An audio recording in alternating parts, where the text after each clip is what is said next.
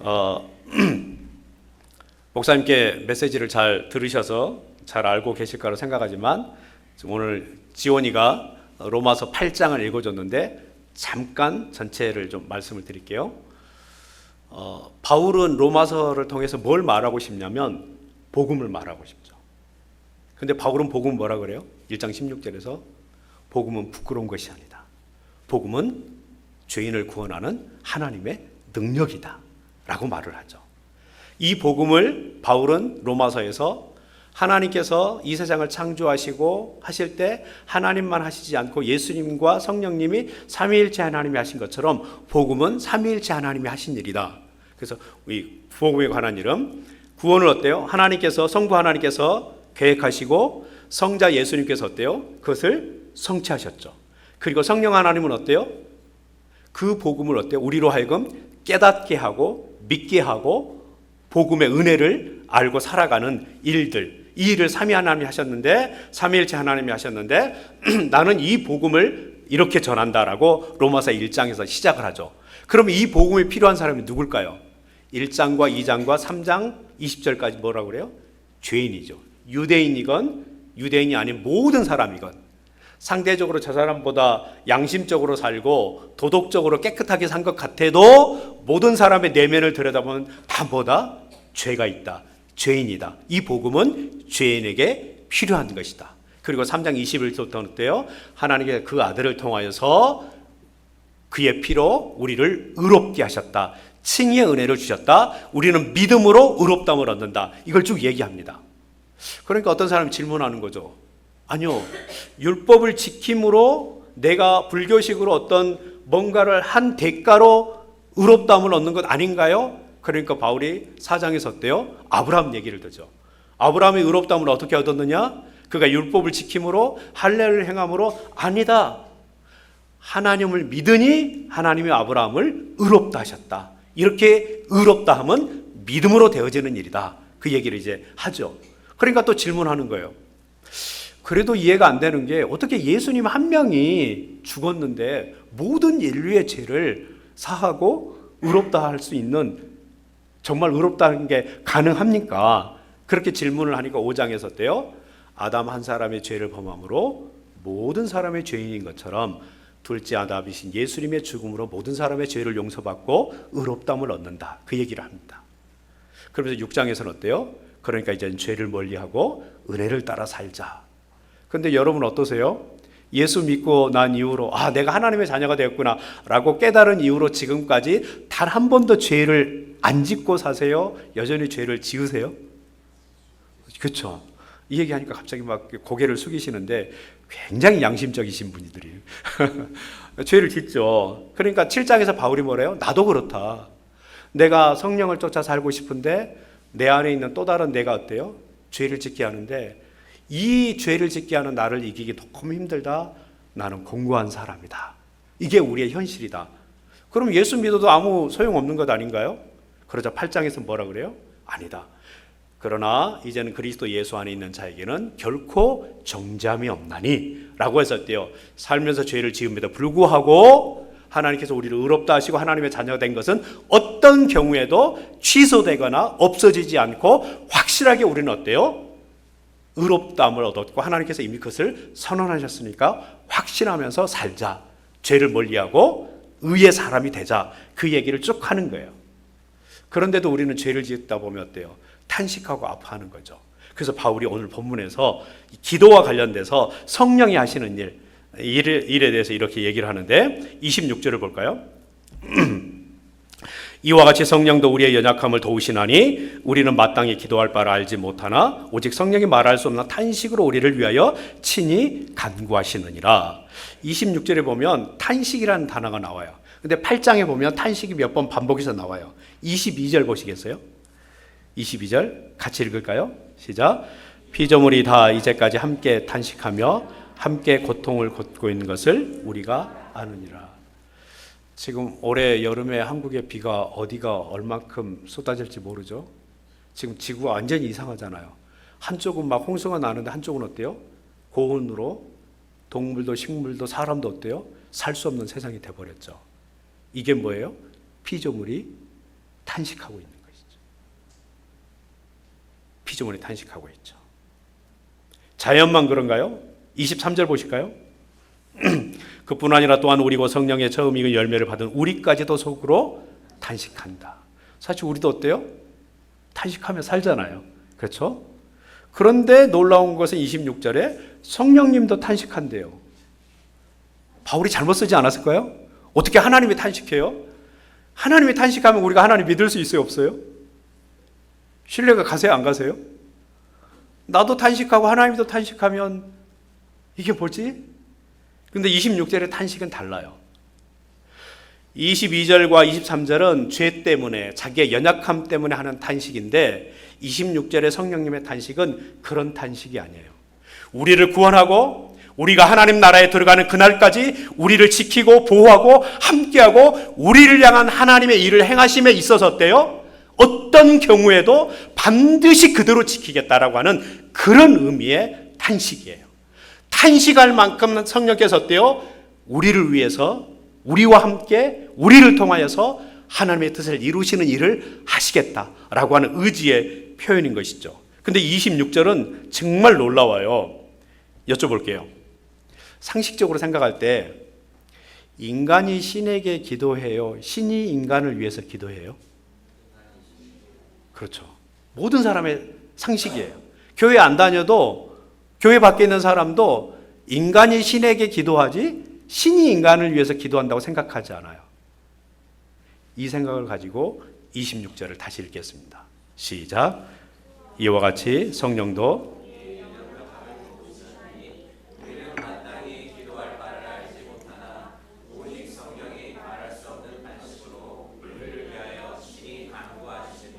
아멘. 기독교는 뭐예요? 하나님은 우리를 위해서 기도해 주는 종교예요. 기독교 외에 이런 종교가 없어요. 모든 종교라고 불리우는 것들은 다 인간이 신에게 기도를 해요. 그리고 신으로부터 뭔가를 얻어내기 위해서 뭘 바쳐요. 정성을 들여요. 지극을 들여요. 구약성경에 보면 신으로부터 뭔가 원하는 것을 얻기 위해서 극점에 가면 뭘 해요? 자기 아들을 불에 태워요. 몰렉 종교가 그런 거잖아요. 그러나 기독교는 하나님이 당신의 아들을 우리에게 주신 종교예요. 그것도 모자라서 어때요? 우리를 위해서 성령께서 기도하시는, 이게 놀라운 거예요. 아멘. 이게 기독교예요. 이게 기독교예요. 그럼 왜 성령께서 이렇게 우리를 위해서 기도하실까요? 26절에 보면 우리의 연약함을 도우시나니 우리는 마땅히 기도할 바를 알지 못하나.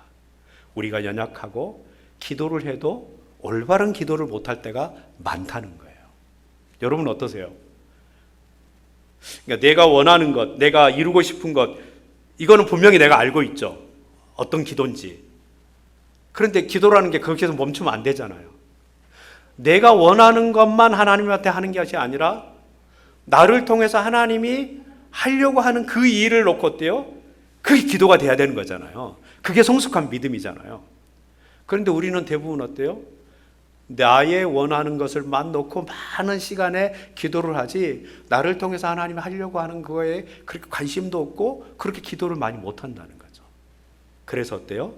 우리의 기도가 올바르게 되도록 성령께서 우리를 위해서 기도하고 계시는 줄 믿습니다. 27절 시작. 마음을 살피시는 이가 성령의 생각을 아시다니 이는 성령이 하나님의 뜻대로 성도를 위하여 기도하여 간구하십니다. 또 성령이 우리를 위해서 기도하신대요. 근데 뭐라고 했냐면 마음을 살피시는 이는 하나님이시죠. 우리의 마음을 살피시는 분은 하나님이세요.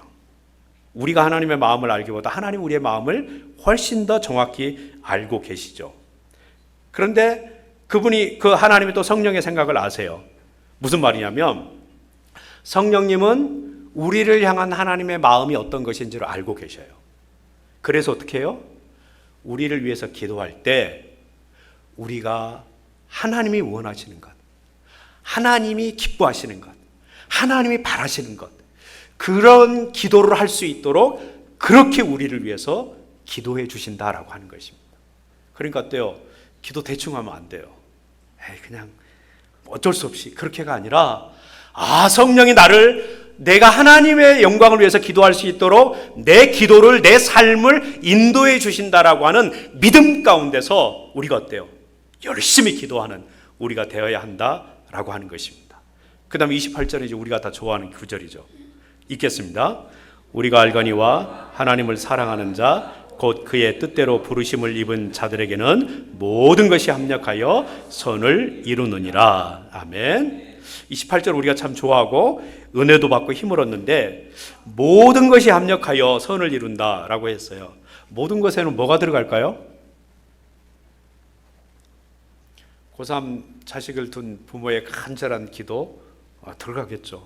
남편이 회사에서 어때요? 승진하길 바라는 것도 들어가는 거고, 대학 졸업하고 직장 다니면 어때요? 믿음의 사람 만나서 믿음의 가정을 이루는 거 다 들어가는 거죠. 모든 것에. 근데 그렇게 제한되지 않아요. 로마서 전체는 하나님이 하신 일을 말해요.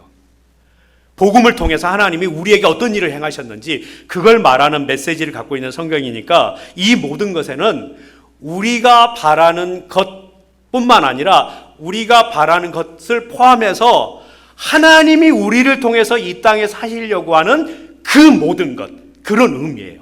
그것이 선하다는 거예요. 그러니까 이번에 성적이 몇 점 나왔으면 좋겠는데, 장학금 받았으면 좋겠는데, 그게 이루어지는 게 선으로 끝나는 게 아니라 그걸 포함해서 우리를 통해서 하나님께서 이 땅에 사시려고 하는 그 모든 것이 선한 것이라는 거죠. 그러니까 이거는 뭐예요? 그런데 그 선한 그 모든 것을 우리가 올바로 알고 기도하고 믿음으로 산다고요? 못한다고요? 대답하셔야 돼요. 26절, 27절은 우리가 그게 안 된다라고 이미 우리가 읽었잖아요. 그럼 뭐겠어요? 내가 이만큼 했으니까 이런 결과가 될 것이다. 그거는 불교식으로 하나님을 대하는 거죠. 인과응보, 공덕사상으로 하나님을 대하는, 하나님 그런 분이 아니라는 거죠. 우리가 연약하여서 우리가 알지 못해서 할 수 없는 그것까지도 받아들이시고 하나님께서 어떻게 해요? 하나님의 뜻을 이루신다는 것이죠. 그러니까 28절은 우리가 알고 있는 것보다 훨씬 크고 어마어마한 내용들을 포함하고 있는 것이죠. 한 가지만 얘기하고 마치겠습니다. 제가 중국에 있으려면 중국은 비자를 종교 비자가 없는 나라잖아요.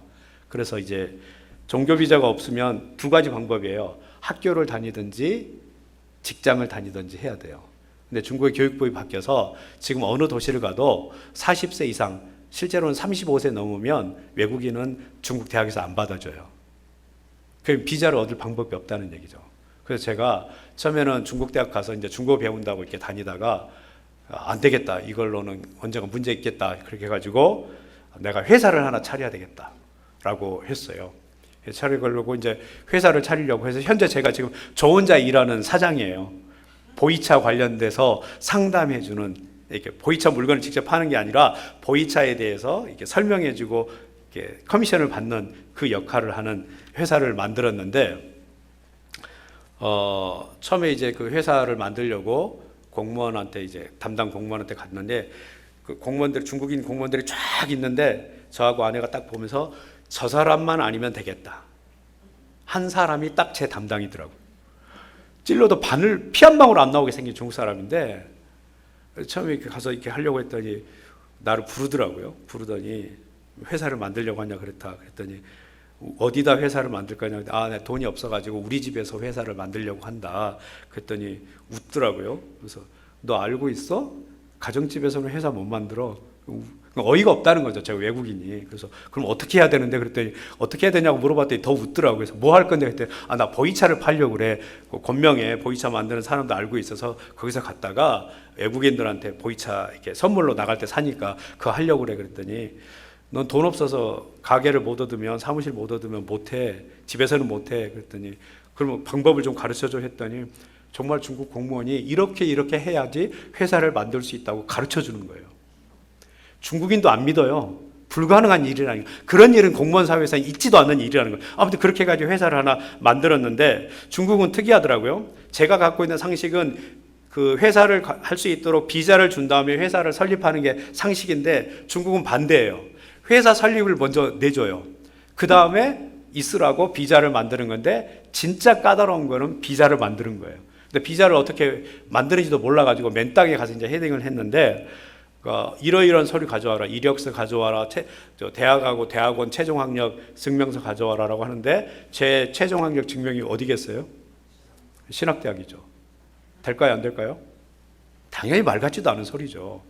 근데 제가 이제 김현 목사님하고 같이 전 총신 나오고 나서 숭실대에서 같이 기독교 사회학 공부를 같이 했거든요. 그때 우리 귀한 목사님 만났는데 그때 공부를 했는데 저나 김 목사님 졸업장에 뭐라고 나오냐면 그 기독교학 전문 대학원 대학교 졸업하고 전공 기독교 사회학 이렇게 써져 있어요. THM이.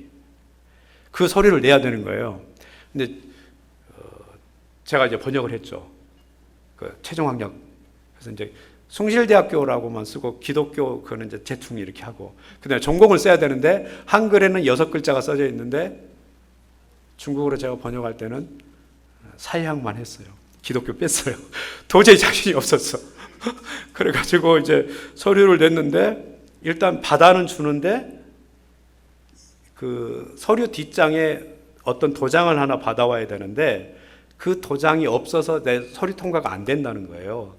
그래서 그 사람은 한글 못 읽고 중국어만 읽을 줄 아니까 제가 사회학 나온 줄 알고 이제 그렇게만 알고 진행이 된 건데 그 도장이 뭐냐면 한국에 있는 중국 대사관에 가서 받아와야 될 도장이야.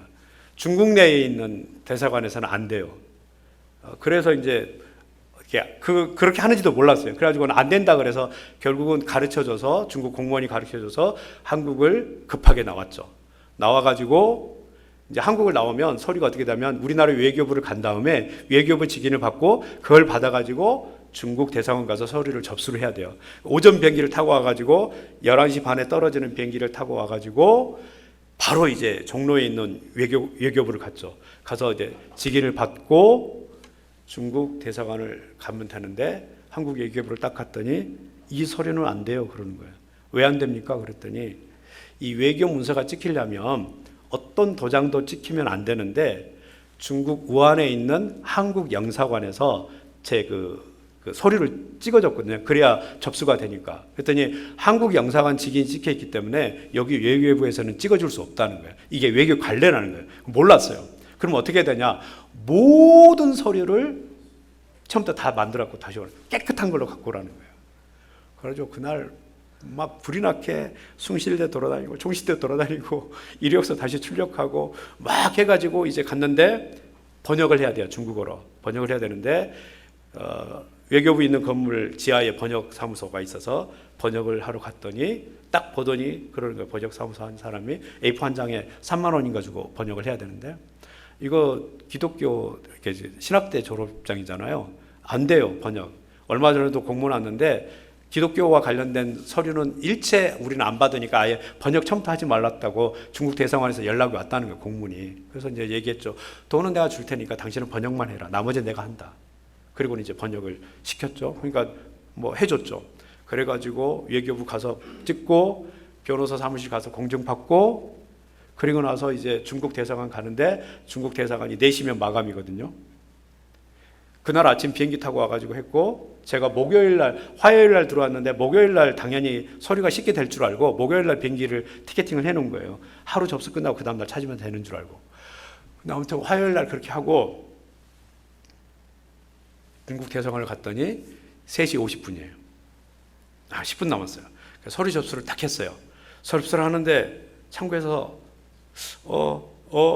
하는 거예요. 그래서 왜 그러냐 그랬더니 당신 서류는 맞는데 이게 우리가 받을 수 없고 도장을 못 찍어주는 서류들이라는 거죠. 근데 이제 그때 제가 하나님 주신 지혜가 있어요. 아까 제가 말씀드렸죠. 비자가 먼저 나오는 게 아니라 뭐가 먼저 허가받았다고요?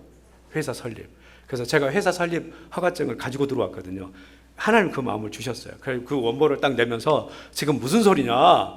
중국에서 내 신원조회 다 끝나가지고 나보고 회사 하라고 허가를 내주지 않았냐? 본토에서 허락 내주고 허락 냈으니까 비자 받아오라고 나 지금 한국에 나오게 된 건데 일이 그렇게 된 거 아니냐 그랬더니 맞다고. 그럼 본토에서 허락한 거를 당신이 지금 막을 거냐고 책임질 거냐고.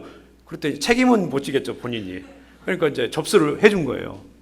그리고 나서 그날 저녁에 완전히 지쳐가지고 명동에 내려와가지고 완전히 지쳐가지고 스타벅스에서 1시간을 커피 시켜놓고 멍하니 앉아있었어요. 그리고 나서 이제 잠실에 있는 부모님 집에 갔는데 그날 밤에 꿈을 꿨어요. 저는 약간 신비적이고 이런 사람 스타일 아닙니다. 목사님 조금 시간 길어지는데. 네, 감사합니다. 6시에도 예배 드리는. 오케이. 그날 밤에 꿈을 꾸는데 독사 7마리가 나타나더라고요. 근데 독사 7마리가 나타나는데 그 살기가 얼마나 저를 잡아먹을 듯이 이렇게 노려보는 거예요. 잡아먹을 듯이. 그런데 희한한 게 있어요. 저를 잡아먹을 듯이 독사 7마리가 노려보는데 단 1mm도 꼼짝을 못해요. 살아는 있는데. 근데 꿈인데도 독사가 너무 큰 거예요. 너무 커가지고 약간 무서운데 뭐 이렇게 커 독사가. 그리고 제가 재봤어요. 재봤더니 제일 큰 게 2m. 이렇게 쥐어봤더니 못 움직이니까 잡았거든요. 독사 한 마리가 구렁이처럼 이렇게 굵은 거예요. 아나콘다죠. 근데 제일 작은 건 70cm. 7마리 다 센치를 재봤다니까요. 그리고 나서 이제 하나님이 하게 하시는구나. 그리고 나서 이제 하루 기다렸고 목요일 날 아침 비행기를 타러 가기 전에 이제 중국 대사관 가가지고 그 소리만 받으면 비행기를 탈 수 있으니까. 근데 마음은 어때요? 한편에서 하나님 사인 주셨지만 한편에서는 어때요? 사람이니까 불안하잖아요. 그게 우리잖아요. 그렇죠? 갔더니 접수증을 줬더니 기다리세요 하더니 몇 초 만에 딱 서류를 갖고 나왔어요. 할렐루야 외쳤죠. 그리고 이제 명동에서 인천공항 가는 지하철을 탔을 때 딱 의자에 앉았을 때 그때 하나님이 저한테 주신 말씀이 있어요. 나를 믿고 무엇이든지 정직해라. 내가 한다. 그 다음부터 절대 거짓말이나 하지 않으려고 예를 써요. 이게 뭐예요? 모든 것이 협력해서 선을 이루도록 하나님이 하시는 거예요. 저를 중국에 보내셔서 저를 통해서 하나님께서 중국에서 하실 일이 있으신 거죠. 그러니까 어때요? 제가 중국에 있을 수 있도록 신학대학 졸업장도 중국에서는 어때요? 통과가 되게 하나님이 하신다고요. 나를 믿고 정직해라. 되게 부끄러우면서도 되게 은혜가 됐어요. 사랑하는 여러분, 성령이 우리를 위해서 기도하신다는 게 이런 의미예요. 낙심하지 말고 탄식만 하지 말고 더 힘을 내어 기도하며 우리를 위해서 탄식하며 기도하고 계시는 성령의 기도의 능력을 힘입어 살아가는 저와 여러분 되기를 주의 이름으로 축복합니다. 기도합시다. 주님, 우리의 연약함과 우리의 연약함은 우리의 무지함을 아시기 때문에 우리를 구원하는 것으로 멈추지 않고 구원 이후에도 변함없는 사랑으로 우리를 돌보시는 줄 믿고 감사를 드립니다. 나만 하나님께 기도하고 왜 하나님 내 기도 빨리 응답해 주지 않으세요? 라고 하는 줄 알았는데 이런 나를 붙잡고 성령께서 탄식하며 기도하고 계시고 선을 이루게 하는 기도를 하고 계신 것을 말씀으로 깨닫게 하시니 감사합니다. 성령의 기도의 힘을 힘입어 살아가는 우리가 되게 하시고 저와 함께 모든 성도들 되어서 주의 기쁨 되는 복된 교회 되도록 축복해 주시옵소서. 예수님의 이름으로 기도드리옵나이다. 아멘.